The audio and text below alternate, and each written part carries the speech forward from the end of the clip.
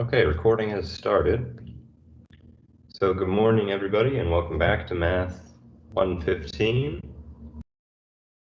Last day of class for the week, since we have the Wellness Day tomorrow.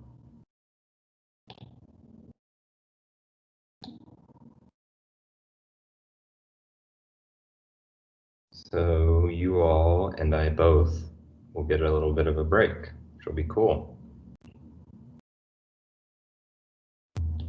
So let me cast the screen here and we'll start in. I'm kind of getting close to the end of this logarithm business, so I'm hoping I can finish that up today. And then we'll move on to maybe a new topic on Monday. Or maybe something, actually I'm not sure what comes after this, let me check.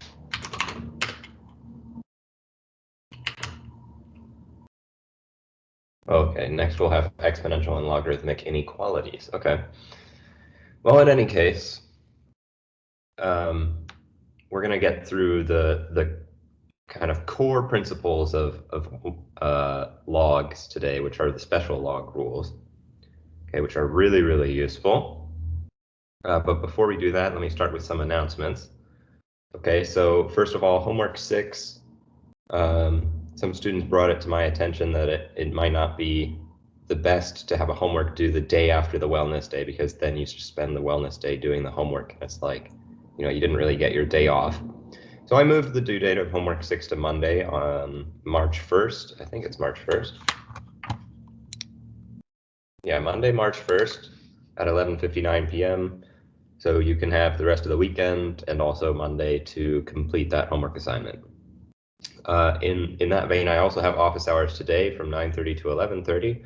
So if you've been working on the homework as we've kind of been going along, you can come to office hours and, you know, I will literally sit here with you and do your homework with you, okay?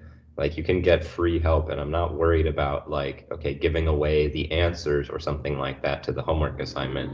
You're going to learn probably more sitting here with me and going through those examples together than just doing it on your own anyways.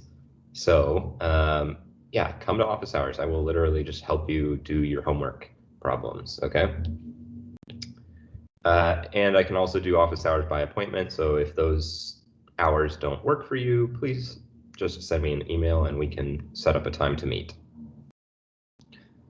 So that's office hours. There's also no class tomorrow, February 25th. Okay, tomorrow is the wellness day. So I hope it increases your sense of wellness. All right, so then before we get started on math stuff, does anybody have any questions about, you know, administrative aspects of the class, like homework, exams, office hours, exit slips, your grade, that sort of thing?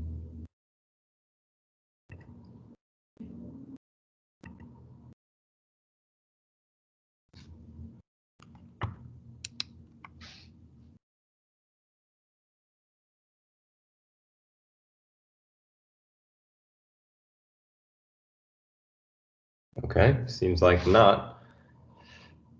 So we'll jump in with the material.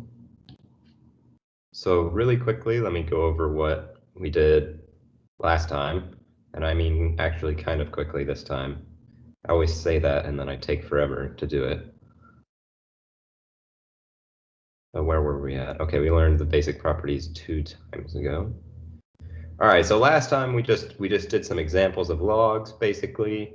We had a bit of a discussion here about the domain and range of a log function, okay? And I tried to motivate that as best I could using the graph of the log function, which we know we can find the graph of the log function easily, since we know how to find the graph of an exponential function. And all we have to do then is just take that graph of that exponential function and reflect it about this line y equals x. And that told us a lot about what the range and domain of the log function should be. In other words, the domain of the log function, since the log function is the inverse of the exponential function, the domain of our log function is going to be the same as the range of the exponential function. Okay, so we get 0, infinity. And then the range of the log function is going to be the same as the domain of the exponential function. So this domain and range are kind of opposite. Let me write that in. These are opposite of the domain and range of a to the x. Okay? All right. Then I had a reminder, okay, that log a of x is a function. Okay, so in particular, we should never divide by just log a to get rid of it. Okay, if we want to get rid of a log and it's kind of annoying us, the way we have to do that is by applying the inverse function. Okay, that's how we undo a function. Okay, we can undo multiplication by dividing just fine, but when we're doing a log, we're not multiplying by something, we're actually putting it into a function. So if we want to undo that, we have to use the inverse of that function. Okay. Then we learned about the graph of a log function. It's basically just the flipped table of an exponential function. Okay. So that's one way you can look at it, or you can just go ahead and compute the logs each time. Learned about the transformation stuff. We learned about logs with base 10. We call those the common log.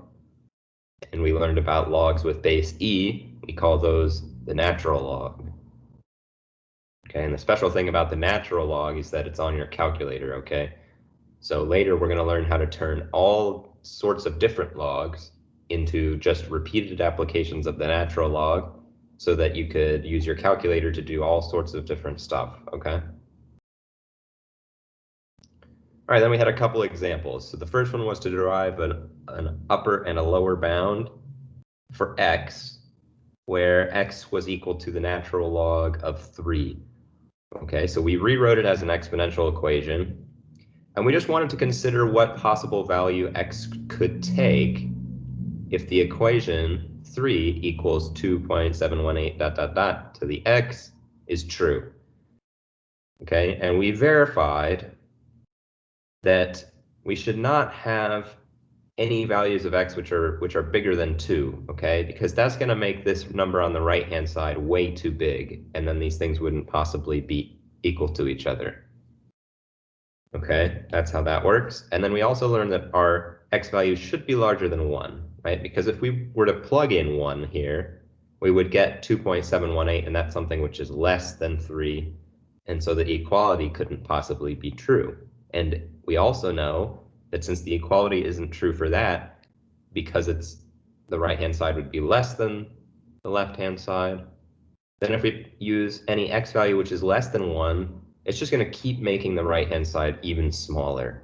Okay, so the equality can't possibly be true if x is a number which is less than 1 or larger than 2. And so in that sense, we kind of have an idea of where x is. We think it should be between 1 and 2, so it's probably some decimal somewhere in between there. Okay.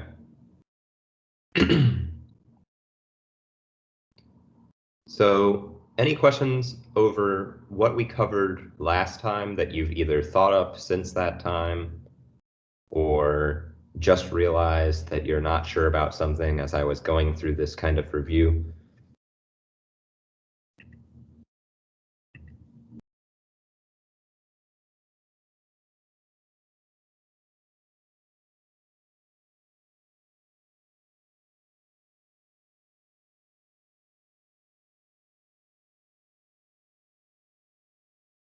Okay, if not, then I'm going to go on to this example, which I actually did last time, but I want to do it again because I think it was at the end of class, everyone's concentration was sort of waning. So let's go over this one again, and I'll explain it a little bit more slowly this time. Okay, so how long will it take to double your money if an investment earns a nominal rate of 6.5% interest compounded continuously? Okay, so we have an initial investment, okay?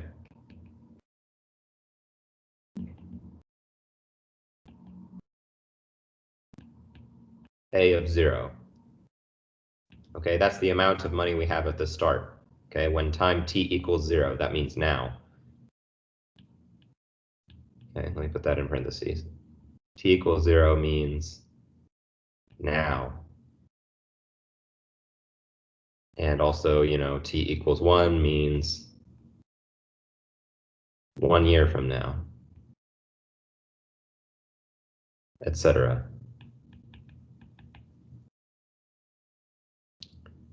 Okay.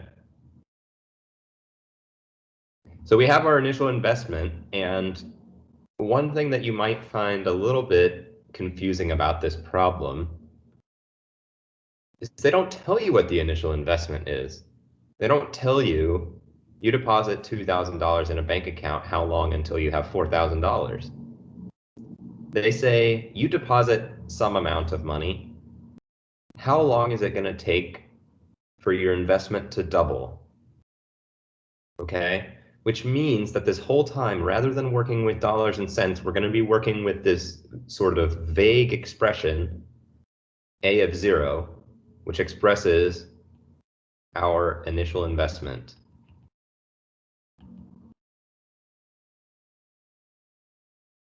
Okay, so let's remind ourselves of what the equation is to find out how much money is going to be in my account, or how much is my investment going to be worth after t years if I'm earning interest at 6.5% compounded continuously.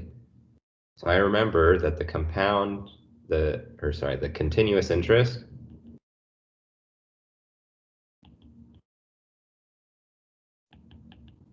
the formula is that A of t is going to be equal to A of 0, our initial investment, times the number e to the power rt. Okay, so for successively larger numbers of t, so as time goes on, the power here is going to get larger, and thus this number here is going to get larger, and that's the number which we are multiplying times our initial investment. Okay, so this is how this works. This thing which we're multiplying our initial investment by is getting bigger as time goes on, and that's how our investment is growing.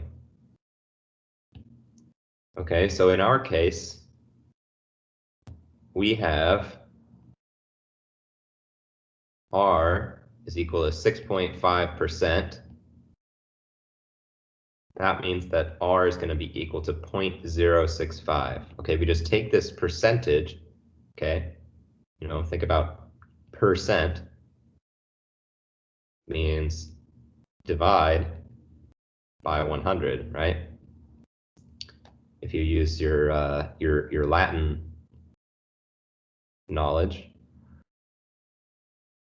or if you speak French or Spanish or Portuguese or any of those romantic languages, a lot of the words there are kind of derived from Latin. Okay, but that's sort of besides the point. Anyways, we just take that number and divide by 100. So what do we get? We get our formula is going to be A of t is equal to A of 0 times e to the 0.065 t. Okay, that's what we get, 0.065 t. And now our question is, we want to kind of interpret what this word problem is asking. It says, how long? Okay, so what am I looking for? That means I'm looking for a value of t which produces a result. That's what that means. How long? That's what we're trying to answer. Okay, we're looking for a value of t which produces a result. And what is the result? Double your money. That is the result.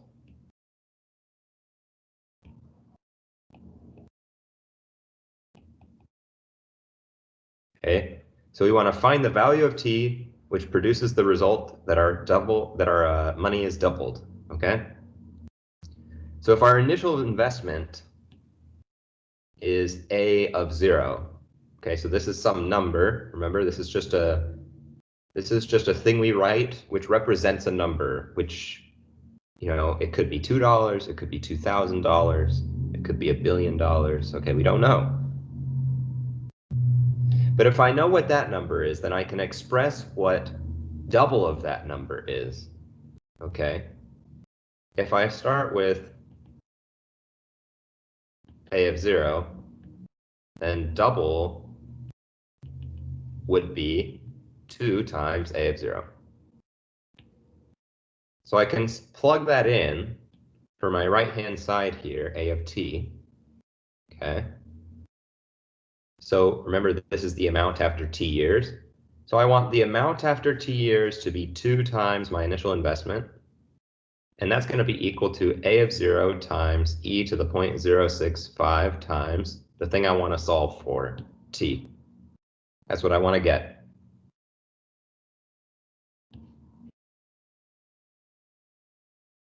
Okay. And now everything here is kind of in a situation where I can now start solving for t.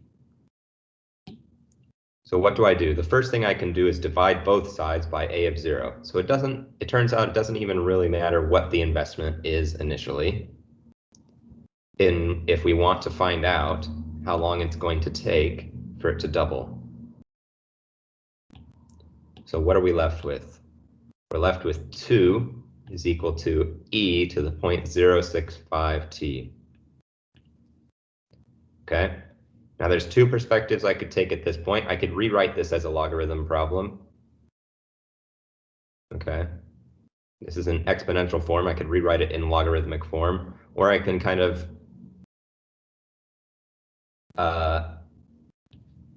take a slightly different perspective and just say that what I'm going to do is I'm going to plug both sides into the function natural log.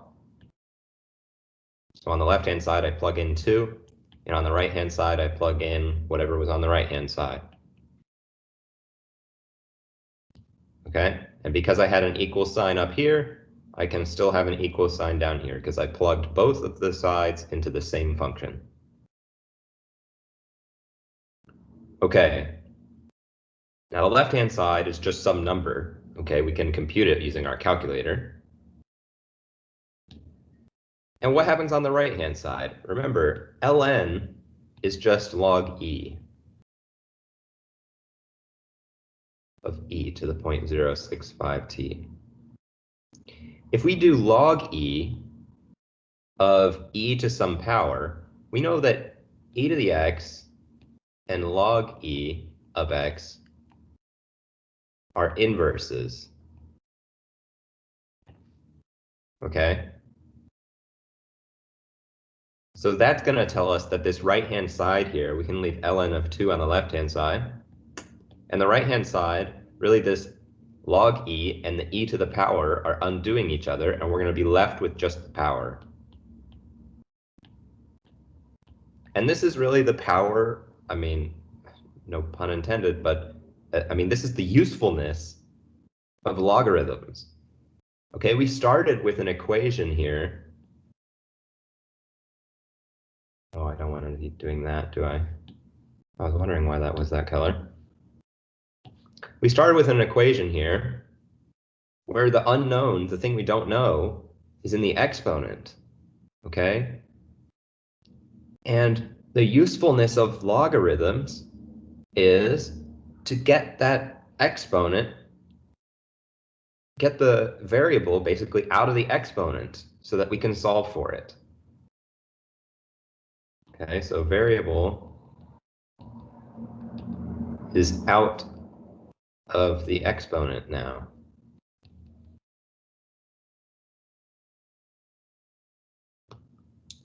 And now the last step I have to do, I just have to divide both sides by 0.065.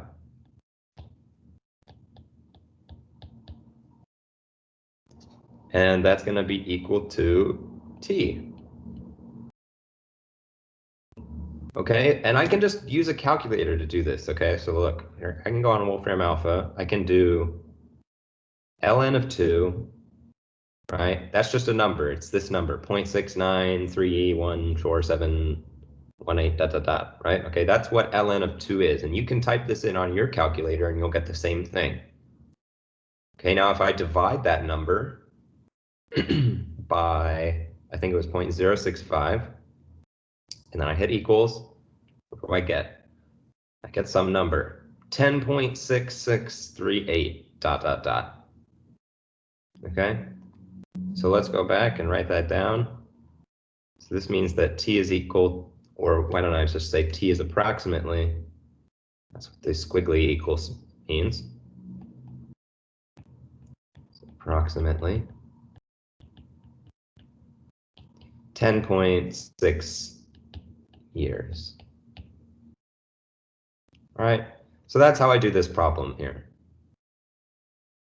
All right, it's really just about using my equations and not being too afraid of manipulating things like a of 0, okay? It can be a little bit confusing at first when you're like, how am I supposed to find out how long it takes for my investment to double when I don't even know what my initial investment is, right? I can imagine, I mean, certainly when I first came across these types of problems, I was really confused by that, and I was like, I don't get it. You don't even know how much the investment is. How could you possibly figure out how long it's going to take for it to double? Well, that's the thing about this type of interest, is whether I deposit $100 or if I deposit $1 million, it takes the same amount of time for that money to double. Okay, and this is the reason that like hedge funds, okay, and people who have a lot of money, okay, they can just sort of subsist on the income that they're generating based on interest, right? If I have $100 and I deposit it in the bank, in 1 year I make like $1. Okay, but if I have like $1 trillion and I deposit it in the bank, then in 1 year, just the interest on that capital that I have earns me enough money to live on without having to like have an actual career or contribute to society. Okay, so this is kind of explaining why that happens. Okay, the more money you have, it takes the same amount of time to double it, or it takes the same amount of time to earn 10% interest. Okay, so if you have more money, then you're earning more in terms of that interest. Okay, any questions on this example? I think now that I've been able to explain it a little bit better, I feel better about it. How about you guys? How do we feel about this example? Give me like a 1 to 5, where like 1 is very uncomfortable and 5 is very comfortable. Let's have some numbers in the chat, please.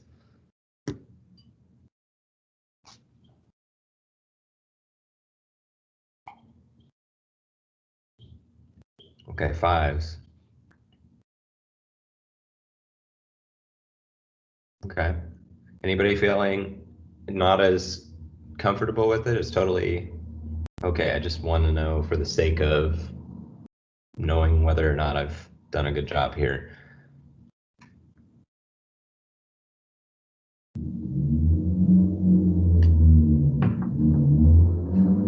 Okay.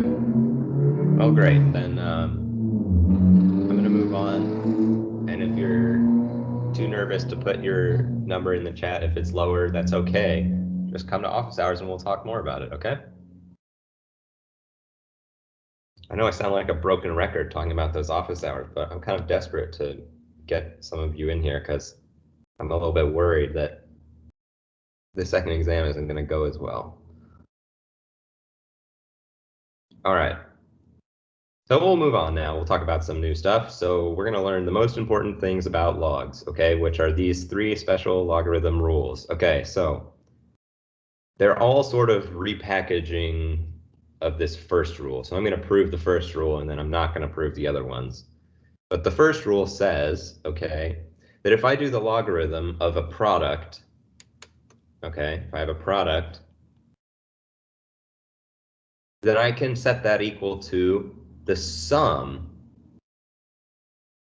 of those two logarithms. I can split it up like that. Okay, so the logarithm of x times y, I can split that up as two logarithms. I can write that that's equal to the logarithm of x plus the logarithm of y. And we call that the product rule. Okay? Call it the product rule because we have a product inside initially. Okay, so let's see what the proof is. Why should this be true? Okay, how do I prove this again?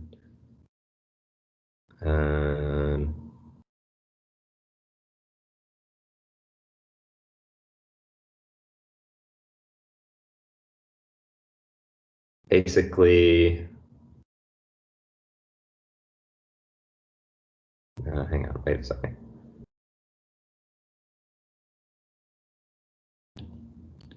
I always get confused when I go to prove this one.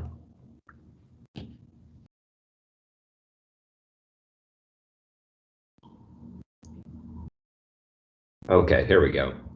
So all we really have to do in order to see why this is true, okay, in order to see why this is true, is to take both sides to the power e. Okay, so plug both in for the power in e to the x. And what do we get? On the left-hand side, we would get e to the log, not e to the x, we should do a to the x, I guess.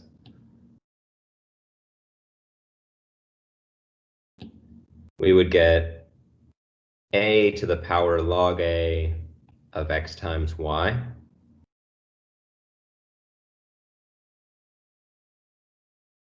Okay, and that's equal to a to the power log a of x plus log a of y.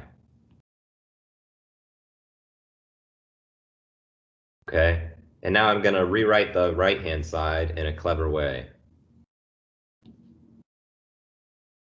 So I'm going to take this and rewrite. And I get the same thing on the left-hand side. In fact, I'm going to simplify the left-hand side because I have a to the log a of something. That's just going to be xy. And what's that equal to? That's equal to a to the log a of x times a to the log a of y.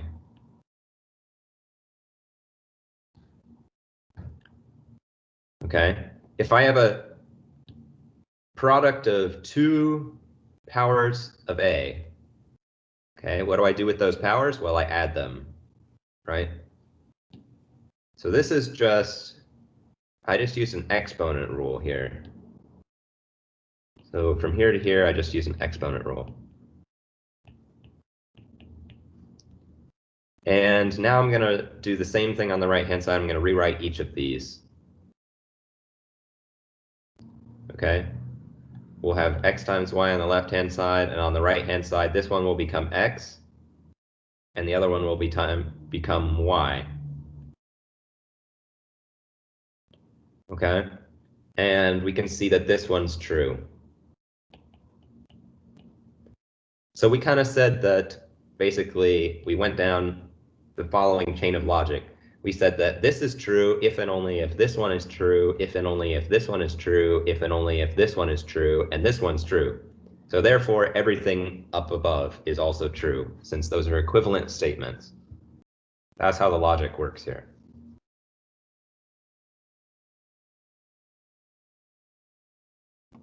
Okay, so that's one way to prove the product rule. There's probably a slicker way of doing it, but I always forget what it is, and this way works. Okay, so this is just to say that the log of a product is equal to the sum of the logs of the things which we are multiplying on the inside.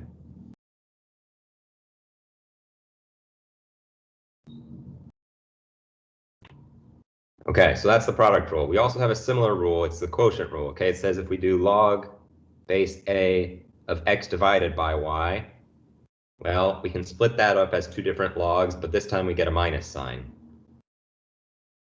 Okay, and I've always thought this is kind of intuitive because I feel like the division sign kind of looks like the minus sign.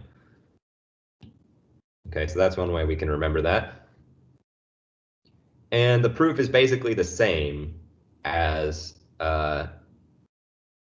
above, except right here where you have this log y, log a of y, you'd have a minus sign, and so you'd make that 1 over a to the log of y, and then you'd rewrite each of those as x divided by y. Okay, so the proof is basically the same. This is just an application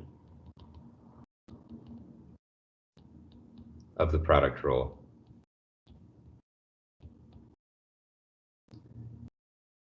Okay, and the last rule, and this is by far the most important one, okay, it's the power rule, okay?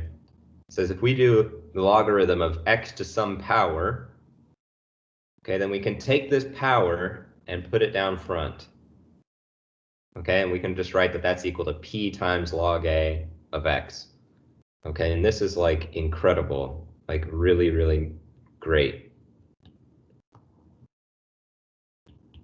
Hey, this is great.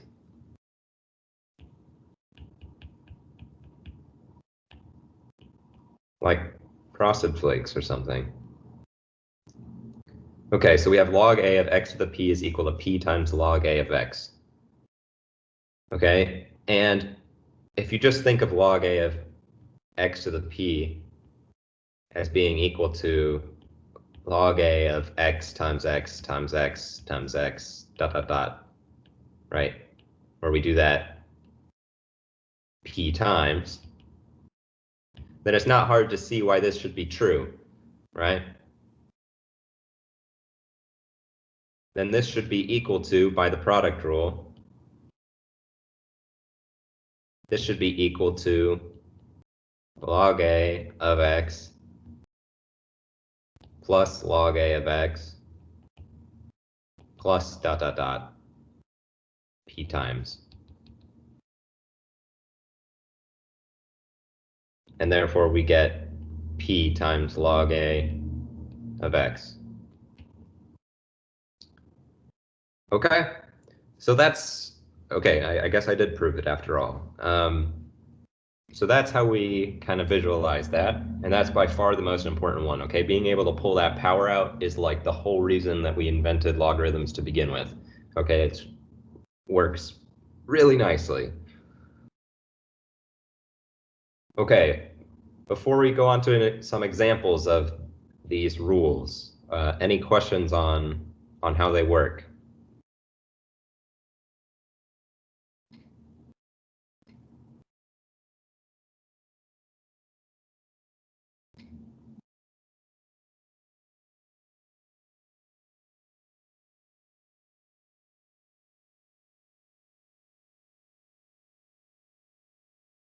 Okay, I will give a word of caution.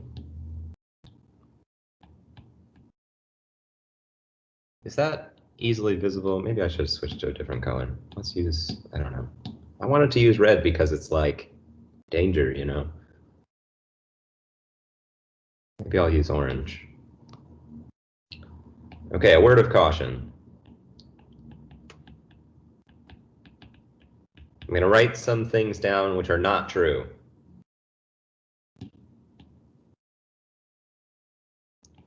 Okay, if we see something like log of x minus y, or x plus y, this is not equal to log of x times log of y.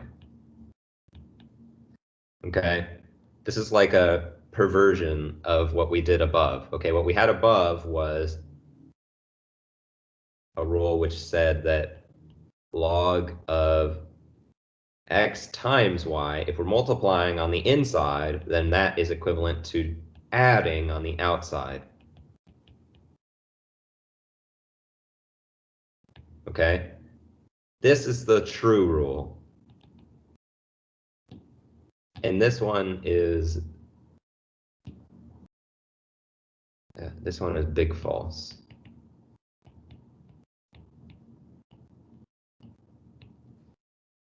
Okay. And similarly, we also have like, log of x minus y. There's no rule for that. Okay. That's not equal to anything. Interesting. And also, I guess that's the only two that I can really think of. Okay. So the rules here are that if we have multiplication or division on the inside, then we can rewrite that as addition or subtraction on the outside. But we cannot take addition on the inside and rewrite it as multiplication on the outside. Okay, that's not okay. And also, if we do like minus on the inside, we're not going to be able to rewrite that as a division on the outside. Okay, so that's just a word of caution. That's a really common mistake that people make when they first start learning these log rules. So hopefully you can avoid that one. Okay, so let's do some practice. Okay, so here we have a natural log of some stuff, and we want to expand it. Okay, and when these things say expand, what they mean is use the log rules to write this as many logarithms as possible, basically. So what we're going to do first is we can see there's a product. So I'm going to rewrite this as being equal to ln of x cubed plus ln of y squared.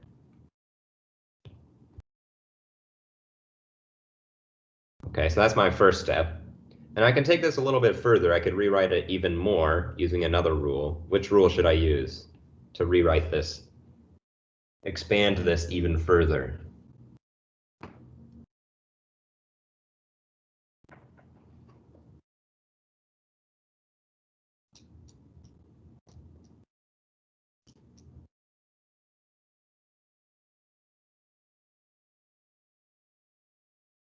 I'll give you a hint. It's the most important rule.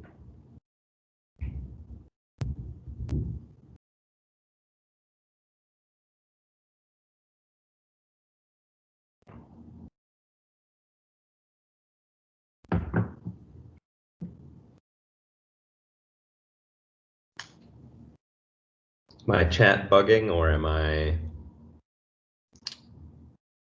is there some confusion on this one?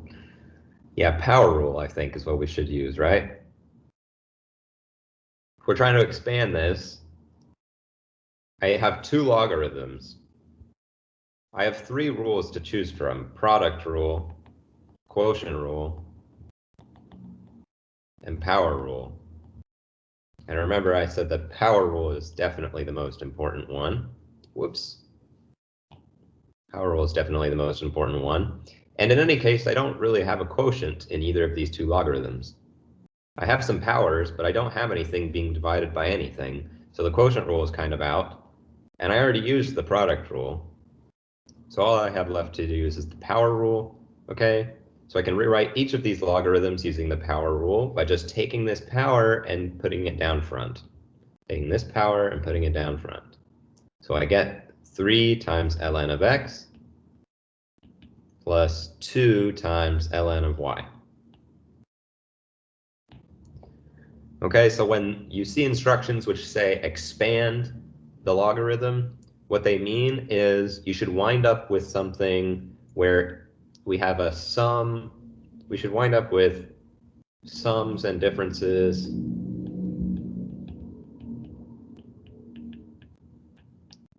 of logs with a single argument. Okay, so we started with a log with a whole bunch of crap on the inside, and we wound up with a sum of logs with just one argument inside. Okay, that's kind of what they mean by expand.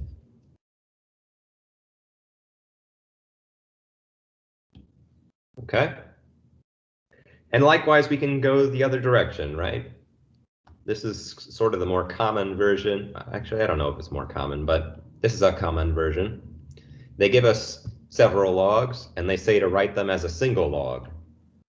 Okay, I guess I like these ones a little bit better because the instructions are more clear. So this time what we're going to do is we're going to take sums and differences of logs with a single argument, and we're going to combine them into a single log, which has probably got some multiplication and division and powers going on. Okay, so first, let me copy this down.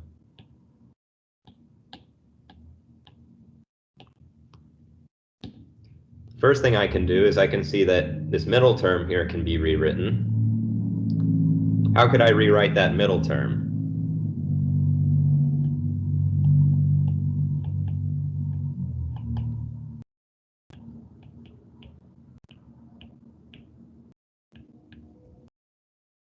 I wanted to rewrite 2 log x using one of my log rules. Yeah, that's right. I could move that power to the inside this time. Okay, I'm kind of doing the opposite process. So we could rewrite this as log of x squared. Okay, and now let's do the next part. Let's just handle this one piece at a time, okay? Let's try this next piece. If we want to just combine those two, and we'll leave the minus log z alone for now. Is there a way I can combine log 3 and log of x squared?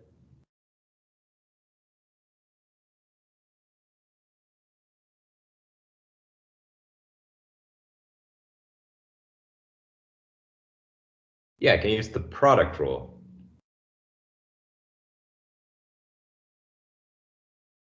Okay. This looks like the right-hand side of the product rule, and the left-hand side would say something like log of 3x squared. Okay, and then I've got log of 3x squared minus log z here. How do I take this all the way home?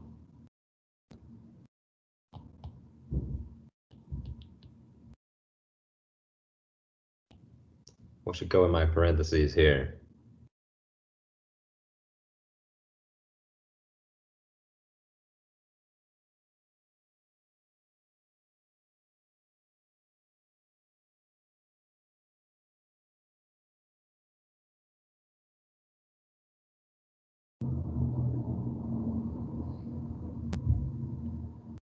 What do we think? Is there a way we can combine 2 logs that are being subtracted? Remember, what was the operation that went with subtraction? Yeah, Abdul-Rahman's got it. It's going to be division, right? This is the quotient rule.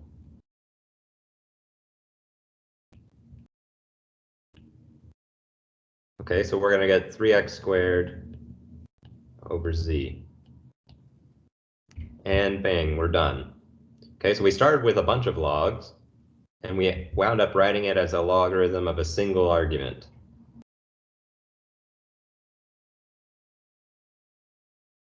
Or rather, I guess we wound up writing it as a single logarithm with a sort of complicated argument.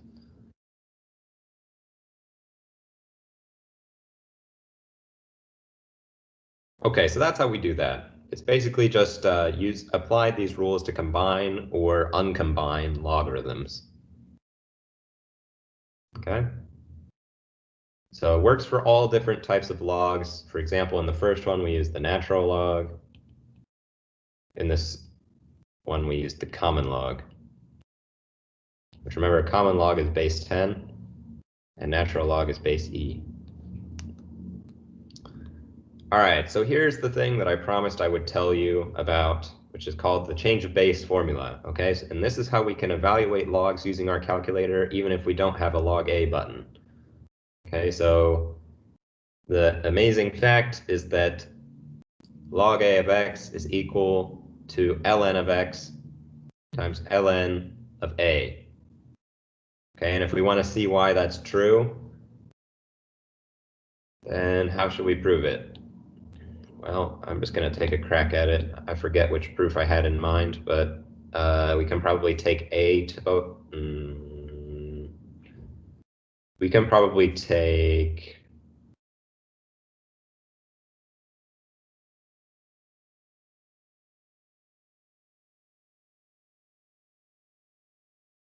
Huh. What did I have in mind here? We took a to the log a of x equals a to the ln of x over ln of a. Then we would get x is equal to a to the ln of x over ln of a.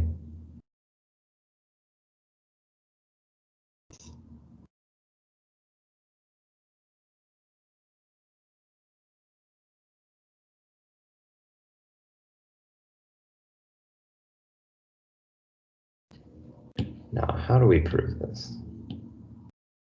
There's got to be a way. Probably should have written this down at some point. Let me think for a second.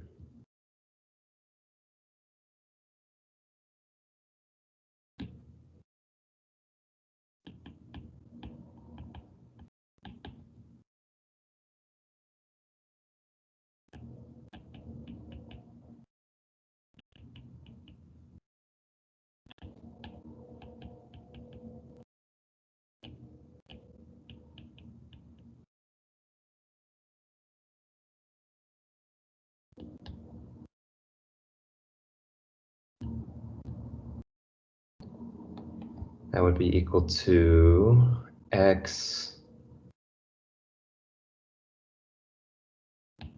times negative a.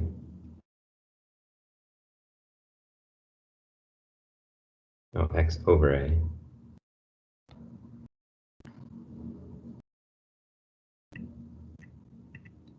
No, that's not true, Abdurrahman. It'd be equal to 2 times log of x. So we get e to the log a of x be equal to that. Man, I'm in trouble here.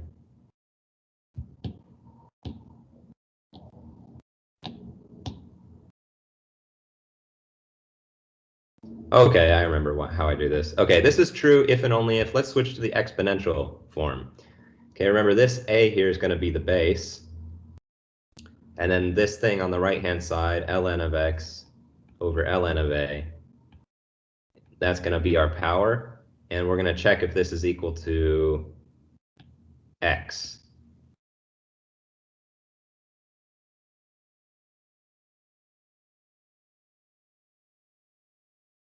And then if we take the natural log of both sides, we'd have ln of a to the ln of x over ln of a. And that would be equal to ln of x. Okay, and then we use the power rule. This is what I was forgetting. We use the power rule on the left-hand side. Well, we have ln, we have a log of something to a power. We can bring that power down front, and we'd be left with ln of x over ln of a times ln of a is equal to ln of x. And then these guys cancel, and we're left with an identity. Okay, that was way harder than it should have been. Ln of x equals ln of x. Okay, bam. I know you guys probably don't really care that much about the proof, but I care about it. So this is the change of base formula. Okay, so if we have a weird logarithm like log 2, we can evaluate it by just doing whatever the natural log of the number we're trying to take the log 2 of, and then we divide that by ln of 2. Okay, so for example, log 3 of 2 is equal to ln of 3 divided by ln of 2. Okay, and these are something which you can plug into your calculator. Calculator-able. Okay, so that's about the change of base formula. Okay, so I'm out of time. I was hoping to do one more example, but maybe I'll do it on Monday. In any case, that's all I have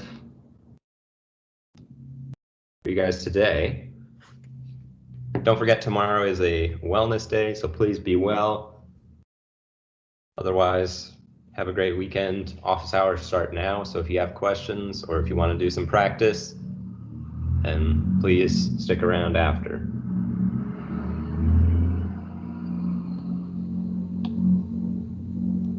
By the way, Abdul Rahman, with respect to your question, let me address that. The question was, is log of x squared equal to log of x squared? And the answer is no. Log of x squared is equal to 2 times log of x. That was the power rule.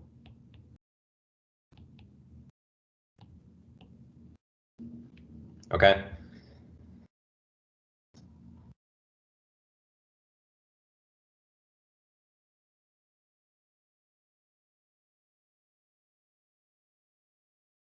Does that answer your question? Okay, cool. Great.